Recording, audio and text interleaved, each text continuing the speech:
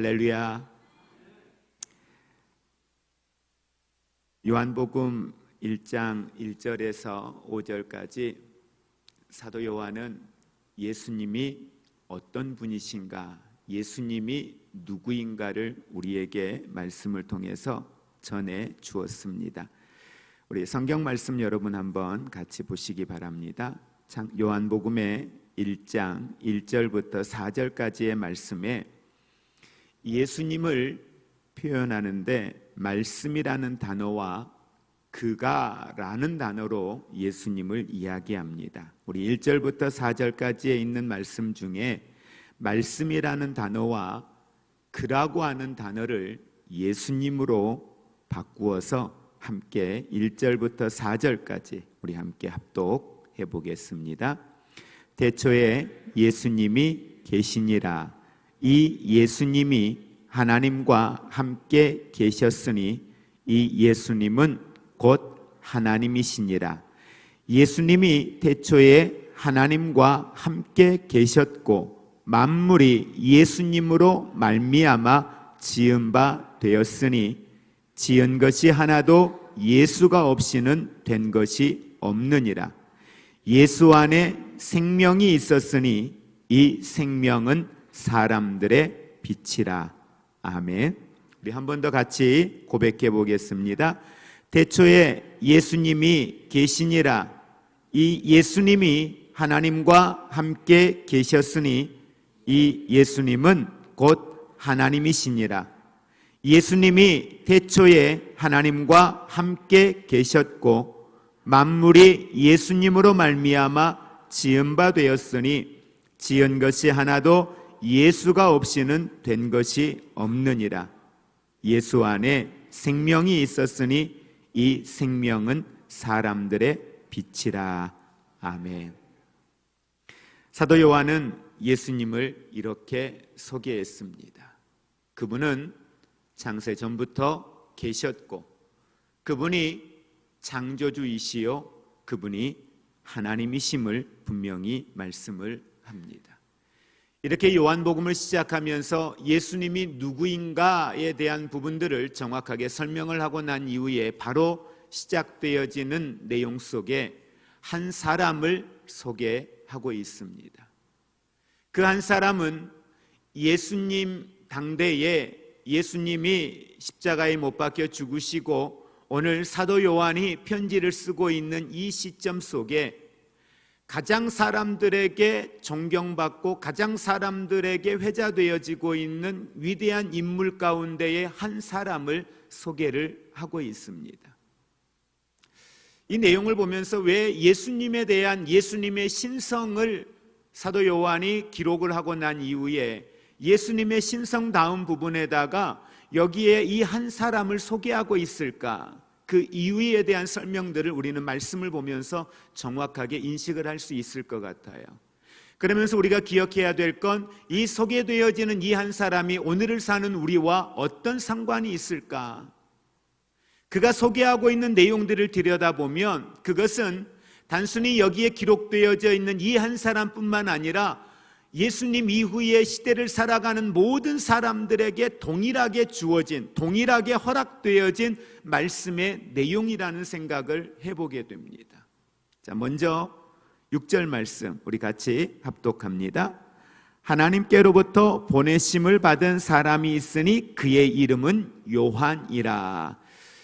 여기에서 사도 요한이 소개하고 싶은 사람, 소개하고 있는 사람이 있는데 그가 누구냐면 요한이라고 했는데 여기에서는 당시에 사도 요한과 세례 요한이 구분이 되어져야 되는데 공간복음에서는 세례 요한이라고 하는 명칭을 정확하게 쓰고 있습니다. 그런데 요한복음에서는 세례 요한이라 하지 아니하고 요한이라고 하고 있어요. 왜냐하면 이 글을 쓰고 있는 게 지금 누구예요? 사도 요한 본인이기 때문에 굳이 여기에다가 세례 요한이라 하지 아니하여도 그가 쓰고 있는 이름 요한이라는 이름은 세례 요한이라고 하는 사실을 여러분들이 먼저 기억을 하셨으면 좋겠습니다.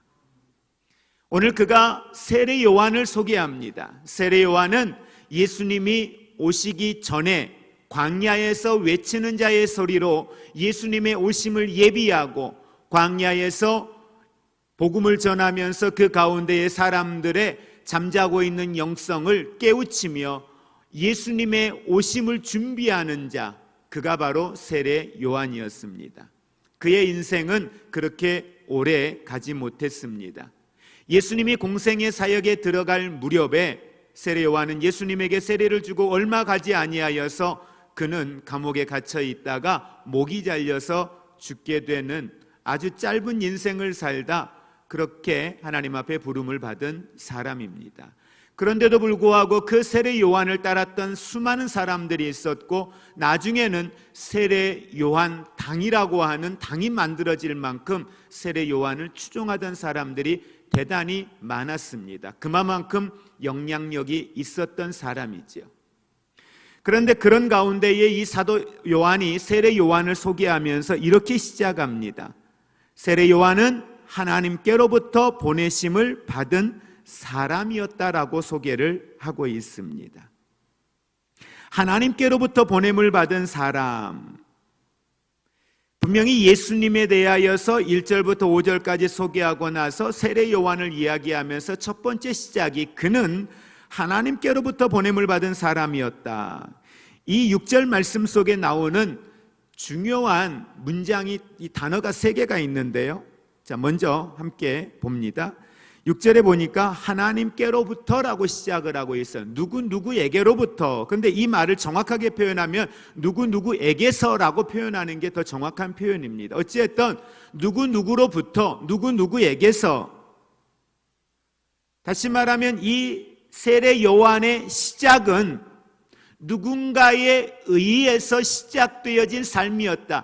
누군가의 목적이 있어서 그로부터 시작되어진 삶이었다라는 사실을 먼저 이야기하고 있습니다. 그러면서 이야기합니다. 그는 보내심을 받았다라고 이야기해요. 그분이 누구예요? 하나님. 하나님께로부터 그는 보내심을 받았다라고 이야기해. 보내심을 받았다라고 하는 말의 의미는 파송되어졌다라고 하는 말의 의미입니다. 이 파송되어졌다라고 하는 이 말의 의미는 메시지나 임무를 위임을 받아서 그가 파송되어질 때에 쓰여지는 그러한 단어가 여기에 쓰여진 아포스텔로라고 하는 그러한 의미예요. 사실은 우리가 여러분 그 성경에 보면, 여러분 성경 밑에 보면 단어가 나오고 거기에 헬라어로 이게 무슨 뜻입니다, 헬라어가 쓰여지고 그게 무슨 뜻인지 기록되어져 있는 게 있어요. 아마 여러분들이 설교를 들으면서 가끔 느끼셨겠지만 성경에 기록되어져 있는 단어들을 이렇게 보면 그것이 과거형으로 쓰여졌냐 미래형으로 쓰여졌냐 똑같은 단어인데 그 단어가 가지고 있는 의미와 우리에게 전달하고자 하는 메시지는 전혀 다른 메시지들이 그 안에 담겨져 있는 걸 보게 됩니다. 단순히 우리가 한글로 번역되어져 있는 이 성경만 읽어서는 그 안에 담겨져 있는 본질적인 의미가 무엇인가라고 하는 걸 정확하게 알기가 어려울 때가 있다는 거죠. 보냄을 받았다고 하는구나, 보내졌구나, 이런 정도만 우리가 생각을 하죠. 근데 여기에서 쓰여진 이 아포스텔로라고 하는 이 말의 의미는 구약에서 하나님께서 선지자들을 파송하여 보낼 때에 쓰여졌던 단어가 바로 이 단어였어요. 그러니까 하나님께서 하나님의 말씀을 전하게 하기 위하여서 사람을 보낼 때에 쓰여진 단어. 그러니까 여기에서 보냄을 받았다라고 하는 말의 의미는 단순히 누군가 사람에 의해서 보냄을 받은 게 아니라 6절 시작에서 이야기하고 있는 것처럼 하나님께로부터 보냄을 받은 사람이다 라고 하는 사실을 우리가 먼저 인식을 했으면 좋겠습니다. 그리고 요한에 대하여 설명할 때에 여기에 보면 본문에 하나님께로부터 보내심을 받은 사람이 있으니 라고 이야기하잖아요. 근데 이 말을 정확하게 다시 원어의 의미로 표현하면 하나님께로부터 보내심을 받은 사람이 있으니라고 하는 이 말을 있으니가 아니라 하나님께로부터 보냄을 받은 사람이 났으니, 태어났으니, 났으니라고 하는 의미로 여러분들이 인식을 하면 더 좋을 것 같아요. 그냥 존재하는 사람이 아니라 났으니, 누군가로부터 보냄을 받은 사람이라고 하는 걸 계속 이 문장 속에서 강조를 하고 있다라고 하는 사실입니다. 그리고 7절 말씀에 보면 그 세례 요한은 하나님께로부터 보냄을 받은 사람인데 하나님께로부터 보냄을 받아서 그가 무엇 때문에 보냄을 받았느냐, 보냄에 대한 목적을 7절에서 설명을 하고 있습니다. 7절 같이 우리 합독하겠습니다. 그가 증언하러 왔으니 곧 빛에 대하여 증언하고 모든 사람이 자기로 말미암아 믿게 하려 함이라. 자, 말씀해 보니까 그가 왜 왔느냐, 왜 하나님이 보내셨느냐? 증언하기 위하여 보내셨다, 증거하기 위하여 보내셨다라고 말씀을 합니다. 어찌 보면 세례 요한을 하나님께서 자녀가 없는 가정 가운데에 그를 보내심의 목적을 분명히 설명하는데, 그 보내심의 목적은 증거하기 위하여 보내셨다. 증거라고 하는 이 말의 의미는 보고 들은 것, 직접 그가 보고 들은 것을 그대로 증언하는 증언의 의미를 가지고 있습니다. 사실 세례 요한의 사역은 예수님의 사역처럼 아주 획기적이거나 어떤 특별한 신기원을 이루어낼 만큼의 그러한 사역을 감당했던 분은 분명히 아니었습니다. 세례 요한은 자신 스스로가 나는 광야에 외치는 자의 소리다라고 이야기를 했었습니다. 그만큼 그는 자신의 존재가 부각되어진 사람, 자신의 존재를 알리는 사람이 아니라 자신의 이름을 남기기 위하여 사는 사람이 아니라 그는 철저하게 바로 누군가를 증언하기 위하여, 증거하기 위하여 이 땅에 존재한 사람이었다. 적어도 사도 요한이 바라보았을 때의 세례 요한의 삶은 세례 요한의 입술을 통하여 증언했던 말들과 그의 삶을 들여다보았을 때 그는 이와 같은 삶을 살고 있었음을 분명하게 증거하고 있습니다. 자, 그러면 무엇을 증언하기 위하여서 그를 하나님께서 보내셨느냐? 오늘 말씀해 보니까 빛에 대하여 증거하기 위함이다라고 이야기합니다. 자, 4절 말씀해 보면 예수님을 빛으로 표현합니다. 4절에 그 안에 생명이 있었으니 이 생명은 사람들의 빛이라, 그렇게 표현을 하고 있습니다. 증거자 세례 요한이 증거해야 될 내용을 정확하게 명시하는데 그건 빛에 대한 내용이다, 이렇게 표현을 하고 있습니다. 그러면 그가 전해야 될, 증거해야 될 내용이 정확하게 나왔습니다. 예수 그리스도입니다. 그런데 이 예수 그리스도를 누구에게 전해야 될 것이냐? 말씀해 보니까 모든 사람들에게라고 이야기하고 있습니다. 세례 요한의 삶은 30대 초반의 대단히 짧은 인생이었습니다. 그런데 그가 모든 사람들에게 예수 그리스도를 증언하는 사람으로 오늘 이 시대를 사는 저와 여러분에게까지도 세례 요한이 전하였던 이 복음은 오늘 이 시대를 사는 우리에게도 증언되어지고 있음을 믿으시기를 바랍니다. 온 세계의 열방의 모든 사람들 가운데에 세례 요한이 증언했던 그 증거, 예수 그리스도에 대한 이 복음은 다른 사람들이 증언했던 복음들과는 차별화되어져 있는 그 안에 생명과 능력이 있는 복음의 내용이 있음을 우리는 기억하기를 원합니다. 자, 이렇게 우리는 세례 요한을 하나님께로부터 부름을 받은 사람, 하나님께로부터 보냄을 받은 사람이다. 왜? 증언하기 위하여. 무엇에 대하여? 예수 그리스도에 대하여 증언하기 위하여. 누구에게? 모든 사람들에게 증언하라고 보냄을 받은 사람이다. 그러면서 세례 요한의 삶 가운데에 세례 요한의 그 자신의 삶을 이렇게 표현하고 있습니다. 자, 우리 7절 다시 한번 같이 합독합니다. 그가 증언하러 왔으니 곧 빛에 대하여 증언하고 모든 사람이 자기로 말미암아 믿게 하려 함이라. 세례 요한은 자기로 인하여라고 이야기합니다. 자기를 위하여가 아니라 자기로 인하여, 나를 통하여 그리스도의 공생의 사역들을 예비하기 위하여서 세례 요한은 철저하게 예수님의 공생의 사역을 들어가기 전까지 그는 예수 그리스도 오실 메시아에 대하여서 증언하는 사람이었습니다. 오실 그이가 당신이니까? 라고 물었어요. 제자들이 아니라고 이야기합니다. 그러면서 철저하게 이후에 오실 메시아에 대한 내용들을 증언하는 것, 그것이 바로 바울의 삶, 요한의 삶이었습니다. 요한의 사역의 전체적인 특성, 바로 그것은 철저하게 세례 요한 자신을 통하여 오실 메시아를 믿게 하는, 오실 메시아를 준비하게 하는 이런 사역이었다는 사실입니다. 다시 표현하면 요한의 사역은 사람들로 하여금 예수 그리스도를 믿게 함에 있었다. 그래서 예수님이 오셔서 공생의 사역을 들어가시면서 세례 요한에게 세례를 받는 그 장면을 우리가 볼 때 그분이 메시아임을 알았고, 오히려 내가 당신에게, 선생님에게 세례를 주는 이 자체가 이게 말이 안 된다는 거죠. 오히려 내가 당신에게 기도를 받아야 하는데 내가 당신을 세례를 준다는 이 자체가 아니라고 그렇게까지 표현을 할 만큼 그는 철저하게 예수를 위하여 예수의 그림자로 살다가 가는 인생이었음을 분명히 기억하고 있습니다. 그래서 요한복음의 내용에 봐보면 이 세례 요한이 예수님을 향하여서 그를 높이고 그분을 찬양하는 내용들이 대단히 많이 기록이 되어져 있습니다. 우리가 나중에 말씀들을 보면서 세례 요한이 실제 예수님을 어떻게 찬양했는가 내용들을 우리가 전반적으로 볼 수 있을 것 같습니다. 먼저 우리가 한 곳을 한번 볼까요? 15절에 있는 말씀에 보면 15절에 이 세례 요한이 그에 대하여, 예수에 대하여, 사도 요한이 예수님을 그라고 하는 호칭을 많이 쓰고 있는데, 자, 세례 요한이 예수님에 대하여 이렇게 표현합니다. 15절 같이 한번 합독합니다.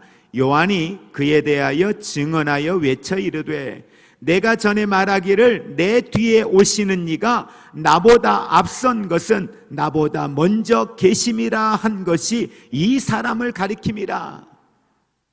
분명히 태어난 건 세례 요한이 먼저 태어났어요. 그런데도 세례 요한은 이야기해, 그분은 먼저 계셨던 분이다. 나보다 먼저 계셨던 분이다.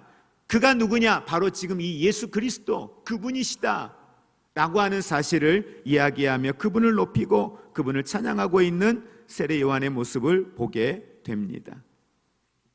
그러면서 사도 요한이 세례 요한에 대하여 이야기하면서 대단히 중요한 사실을 8절에서 이야기하고 있습니다. 자, 8절의 내용 먼저 읽고 더 설명드리겠습니다. 같이 합독합니다. 그는 이 빛이 아니요 이 빛에 대하여 증언하러 온 자라. 자, 6절, 7절, 8절 내용을 보셔서 이미 여러분들 감을 잡으신 분들이 있겠지만, 철저하게 사도 요한은 세례 요한을 소개할 때에 그는 스스로 있는 자가 아니다. 그는 자기를 위하여 있는 자가 아니다. 그는 보냄을 받은 사람이다. 보냄을 받았는데 누구에게로부터? 하나님께로부터 보냄을 받은 사람이다. 왜 그를 하나님이 보내셨느냐? 그의 부르심은, 그가 보냄받음은 증언하기 위하여 보냄을 받았다. 누구에 대하여? 예수에 대하여. 그러면서 8절에 전혀 이 문맥과 맞지 않는 엉뚱한 것 같은 이야기가 나와요. 그게 뭐예요? 세례 요한은 빛이 아니다. 세례 요한은 빛이 아니다라고 이야기해요. 그는 빛이 아니고 그는 빛을 증거하러 온 사람이다라고 이야기해요. 이 말은 무슨 말이에요? 그 당시에 이 복음서를 지금 쓰고 있는 사도 요한이 이 복음서를 어디에서 쓰고 있다고 했습니까?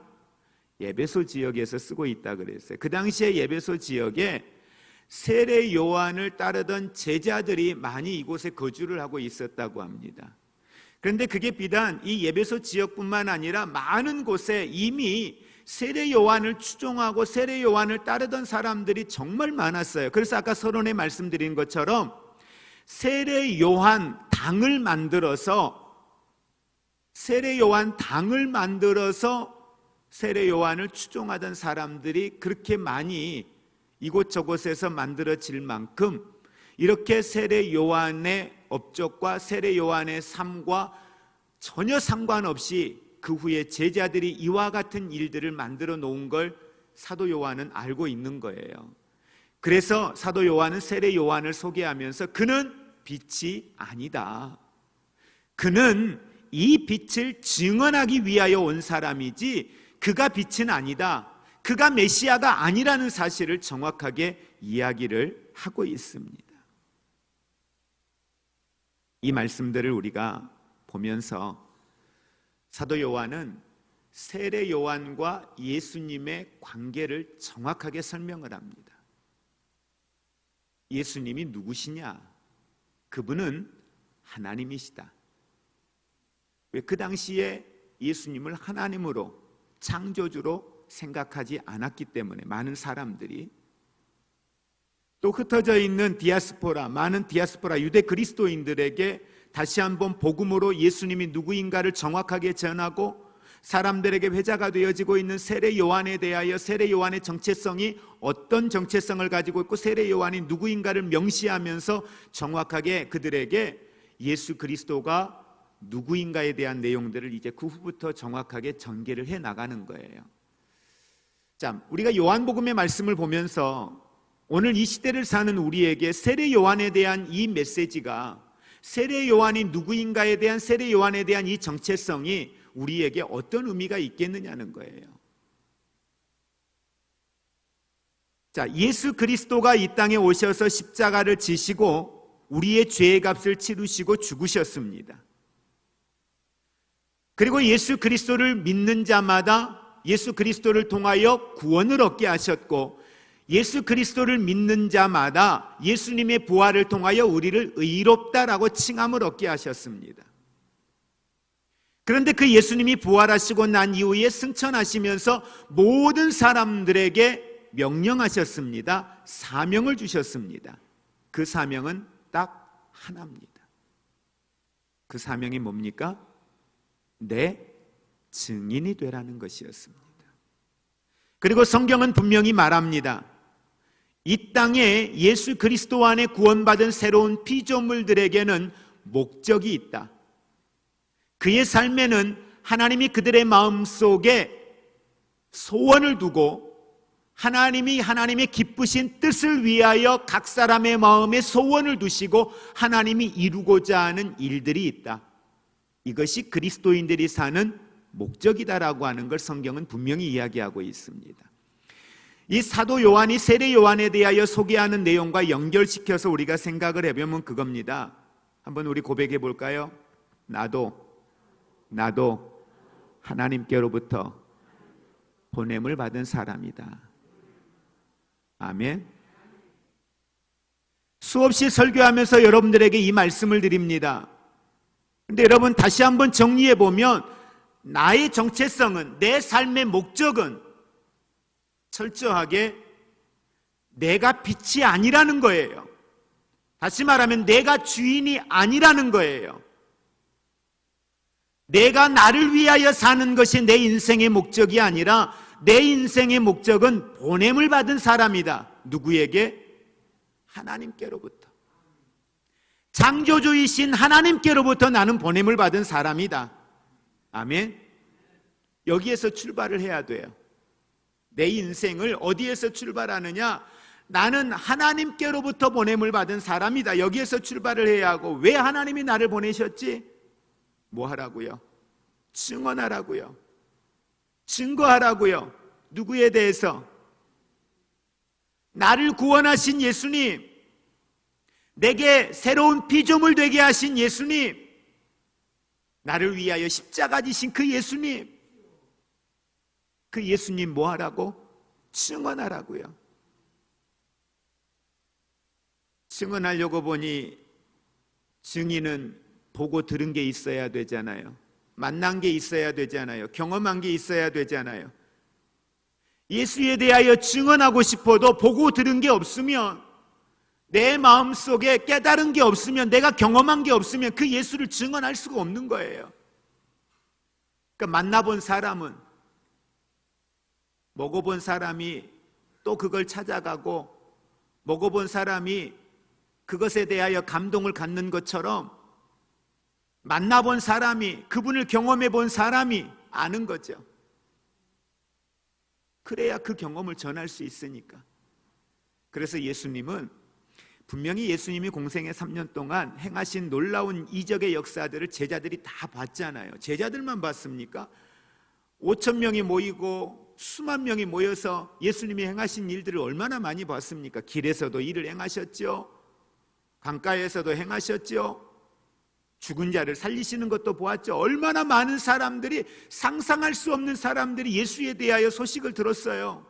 자기 지역을 떠나지 못하는 맹인 시각장애인이 앉아서도 그 예수가 어떤 분인지에 대하여 소식을 들을 만큼 예수님에 대한 이야기는 온 이스라엘의 회자가 되어질 만큼 모든 사람들이 예수를 알고 있었어요. 그런데 예수님 십자가 지실 때, 고난 당하셨을 때 어떻게 해요? 다 도망갔잖아요. 떠났잖아요. 그거 가지고는 증인이 안 되는 거예요. 그거 가지고는 증인된 삶을 살 수가 없는 거예요. 그래서 예수님은 한 가지의 이 목적을 위하여서 제자들에게 말씀하시는 거죠. 예루살렘 떠나지 마라. 떠나지 말고 너희는 이곳에 머물러서 너희가 해야 할 것이 있는데 기도하자. 너희가 내게 부르짖어 기도하면 내가 너희에게 뭘 주겠다? 성령을 보내주겠다.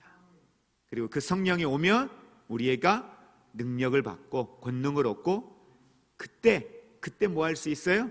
증인될 수 있다는 거예요. 능력이 뭡니까, 여러분? 막 힘이 불끈불끈 새끼는 게 능력인가요? 그게 아니라 능력이라고 하는 건 다른 게 아니에요. 내 안에 그분이 있는 거예요. 내 안에 그분이 믿어지는 거예요. 능력은 다른 게 아니라 어떤 은사가 외적으로 나타나고 그게 아니라 능력은 그분의 사랑이 내 안에서 믿어지고요. 그분이 나를 향하신 그분의 마음이 믿어지는 거예요. 그분의 십자가의 죽으심, 그분의 부활, 그분의 사랑이 내 안에 믿어지는 거예요. 이게 능력이에요. 그리고 나서 뭐하라? 증인되라는 거예요. 여러분, 우리는 증인입니다. 우리는 증거자입니다. 이 예수 그리스도를 증언하기를 주의 이름으로 축복을 드립니다. 그런데 사람들이 자기가 빛이라고 생각해요.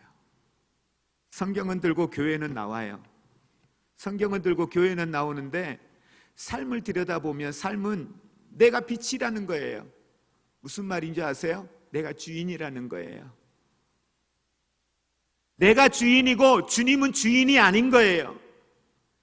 주님은 에피타이저처럼 그냥 내가 필요할 때 그냥 내게 자그마한 어떤 기쁨을 줄 수 있고 내 필요를 채워줄 수 있는 분처럼 그분이 내 인생의 본질은 아니라는 거예요.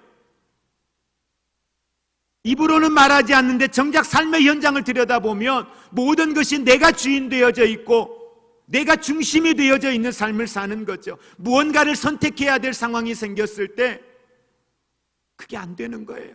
그래서 정작 삶의 현장에 들여다보면 그 삶의 현장에 이 말씀이 내 삶의 실제가 되어져야 되잖아요. 왜? 여기에 생명이니까. 이 말씀이 나를 보내신 하나님의 뜻이니까. 이 말씀이 내가 붙들어야 될 내 삶의 진리이고 내 삶의 방향이니까. 그런데 내가 그분의 증인이라면 그걸 따라가는 건 선택의 문제가 아닌 거죠. 그건 마땅한 일인 거죠. 당연한 일인 거죠. 그것이 우선순위인 거죠. 그러면 당연히 말씀을 들었으면 말씀을 가지고 삶으로 가야죠. 갈등이 생기고 그 안에서 여러 가지 우여곡절이 있을지라도 그 안에서 우리는 말씀을 붙들고 나아가는 것, 이것이 내 삶의 우선순위가 되고 그것이 내 삶의 선택이 되어져야죠. 그게 안 되는 이유가 뭘까요? 내가 빛이라는 거예요. 이단이 왜 나옵니까? 교주가 왜 나옵니까? 내가 메시아다, 내가 두 증인이다, 이런 말이 왜 나옵니까? 그들도 처음에는 예수님을 믿었습니다. 그들도 처음에는 예수가 나의 구원자라고 믿었습니다. 그런데 어느 순간 시간이 지나면서 변질되어지는데 8절에 있는 말씀처럼 내가 그 빛이다. 여러분, 그 빛은 예수 그리스도밖에 없음을 믿으시기를 바랍니다. 그래서 사도 요한은 4절 말씀에 그 예수 그리스도를 그가 빛이다 이렇게 표현을 하고 있는 거예요. 그분이 메시아다, 그분이 구원자이다 라는 사실을 전제 조건에 깔고 정확하게 그걸 설명하면서 그 이후에 왜 그분이 메시아인지, 왜 그분이 구원자이신지, 왜 그분이 하나님이신지 이걸 설명하고 있는 거죠. 말씀을 정리합니다. 저와 여러분은 이 세상에 하나님으로부터 보냄을 받은 사람임을 믿으시기를 바랍니다. 예수 그리스도를 이 세상 가운데에 전하라고, 복음의 증인이 되라고 보냄을 받은 사람인 줄 믿으시기를 바랍니다. 그러면 우리의 삶에 무엇을 하든지, 너희가 먹든지 마시든지 무엇을 하든지 다 하나님의 영광을 위하여 하라고 하는 것. 내용, 우리가 그릇은 다 다를 수 있을 겁니다. 복음을 전하는 형태도 다 다를 수 있을 거예요. 문화사역을 하는 분들도 있고 복지사역을 하시는 분들도 있고 대단히 다양한 형태로 사역을 통하여서 증인의 역할을 감당합니다. 그런데 중요한 건 그 안에 담겨져 있는 내용물들은 정확하게 하나예요. 누구예요? 예수 그리스도라는 겁니다. 사람이 될 수 없어요. 사람이 드러나는 순간 그건 멈춰야 되는 거예요. 왜? 나는 사도 요한이 이야기한 것처럼, 그 세례 요한은 너희가 아는 것처럼 그는 빛이 아니야. 빛은 예수 그리스도고 그는 빛이 아니다. 그는 이 빛에 대하여 증언하는 사람이다. 목사인 저는 뭐예요? 빛에 대하여 증언하는 사람입니다. 그 빛에 대하여 증거하는 게 저의 사명인 거예요. 어떤 이유로도 목회자가 어떤 이유로도 사람이 빛이 될 수는 없습니다. 우리의 사명은 그를 증언하는 겁니다.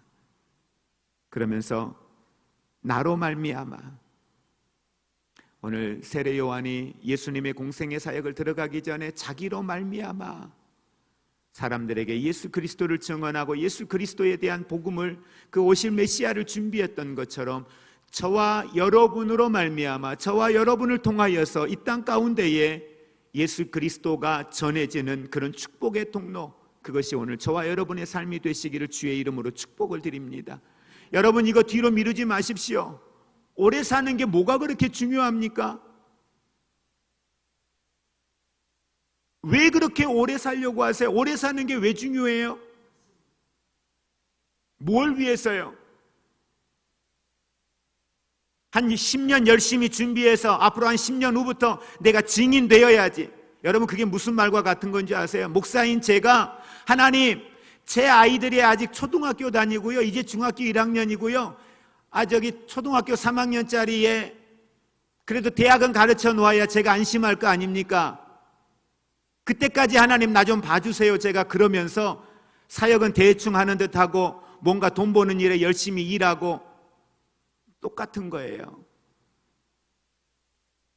그냥 그들의 인생은 하나님이 그들이 해결해 가실 거예요. 왜? 허락하신 이가 하나님이시니까 하나님이 해결해 가시겠지요.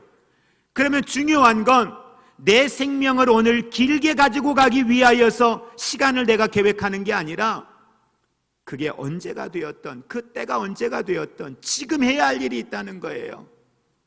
그렇다고 지금 순교하시라는 건 아니에요. 지금 목숨 걸고 뭐 하시라는 건 아니에요. 그게 정확하게 하나님의 때가, 하나님의 뜻이 뭔지를 알아야 돼요. 근데 그걸 지금 내게 요구할 때가 있단 말이에요. 지금 그 헌신을, 지금 그 결단을 내게 요구할 때가 있다는 거예요. 그러면 그건 지금 해야 돼요. 왜? 이게 증인의 사명인 거예요. 나는 증인이라고 말하면서 그분이 원하는 때에, 그분이 원하는 자리에, 그분이 원하는 걸 해야 되잖아요. 그게 보냄을 받은 사람의 사명인 거잖아요. 근데 자꾸 뒤로 미루어. 지금은 때가 아닌 것 같은데 하고 보내신 분하고 자꾸 딜을 하려고 해. 여러분 경험하셨죠? 그리고 나면 어느 순간 그분의 감동이 내 안에 없어요. 그분의 감동이 내 안에 안 와요. 왜? 됐다는 거예요. 하나님은 하나님의 일을 이루셔야 되기 때문에 하나님의 감동에 순종하고 따라오는 사람들을 통하여 하나님은 지금도 일하시는 거예요. 여러분에게 그 감동이 없는 걸 행복해하지 마세요. 그 감동이 없는 것에 대하여 여러분이 안심하시면 안 된다는 거예요. 오히려 그것이 내게 불편함이 돼야 돼요. 왜? 나는 증인인데 증인된 삶을 살기 위한 감동이 내게 없다면, 그렇다고 버리신 건 아니에요. 포기하신 건 아니에요. 그건 우리가 회복해야 될 일이에요. 그건 안타까운 일인 것이고, 그건 하나님 앞에 통회하면서 하나님, 내 마음이 지금 이런데 이거 어찌된 일입니까? 하고 하나님 앞에 가슴을 치면서 회개해야 될 일이라는 거예요. 아유, 하나님이 감동 안 주시니 감사하네. 감동 안 주셔서 다행이네. 이거 감동 주셨으면 어찌할 뻔했어? 함께 다시 한번 고백합니다. 나는 증거자입니다. 나는 빛이 아닙니다. 말씀을 정리합니다. 누가 보내셨습니까? 하나님이요. 누가요? 하나님이요. 나를 아들이라 말씀하신 그 하나님이요. 나를 사랑한다 말씀하신 그 하나님이요. 그 하나님이 나를 보내셨습니다. 그 보내심의 자리는 결코 일하다가 끝나는 인생, 허무한 인생이 아니라 그 일 자체가 우리에게는 행복이 되고 그 보냄을 받은 그 자리가 내게는 기쁨이고 그것이 내게는 가장 축복의 자리가 되는 줄로 믿습니다. 그것이 하나님께 보냄을 받은 사람들에게 주어진 하나님이 주시는 하나님의 축복임을 기억하시고 하나님께 받은 은혜, 이 땅 사는 날 동안 이제는 저와 여러분들이 그 하나님을 위하여 그 복음을 위하여 오늘을 사는 증인된 삶을 살기를 주의 이름으로 축복을 드립니다. 우리 주 예수 그리스도의 은혜와 하나님 아버지의 사랑하심과 성령님의 교통하심이 나를 부르신 이가 하나님이십니다. 나를 보내신 이도 하나님이십니다. 예수 그리스도를 증언하라고 오늘 나를 보내셨으니 내가 빛이 아니요 이 빛에 대하여 증언한 자임을 다시 한번 알고 고백하고 선포하며 나아가는 사랑하는 모든 성도들 위해 이제로부터 영원토록 함께 있을지어다. 아멘.